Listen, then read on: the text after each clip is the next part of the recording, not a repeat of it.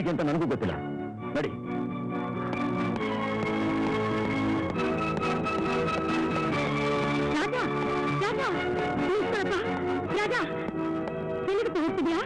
ಅದು ನನಗೂ ಗೊತ್ತಿಲ್ಲಮ್ಮ.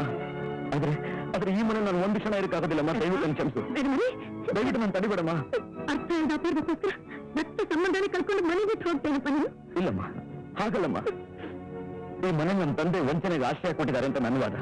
ನ್ಯಾಯಕ್ಕೆ ಆಶ್ರಯ ಕೊಟ್ಟಿದ್ದೀನಿ ಅಂತ ಅವ್ರ ವಾದ. ನಿಜಾಂಶ ಹೊರಗೆ ಬಂದು ಇದಕ್ಕೊಂದು ಪರಿಹಾರ ಸಿಗೋವರೆಗೂ ನಾನು ಈ ಮನೇಲಿ ಸಾಧ್ಯ ಅಲ್ಲಮ್ಮ. ದಯವಿಟ್ಟು ಕ್ಷಮಿಸು. ತಂದೆ ಮಗನ ಹೋರಾಟದಲ್ಲಿ ನಾವು ಪ್ರಯತ್ನ ಎದುರಿಸಬೇಕು. ಹೇಳಮ್ಮ, ನಿನ್ ಗಂಡಿನ ಹೇಳಮ್ಮ, ಹೀಗೆಲ್ಲ ಮಾಡಬಾರ್ದು, ಮನೆ ಬಿಟ್ಟು ಹೋಗ್ಬಾರ್ದು. ಹೇಳಮ್ಮ,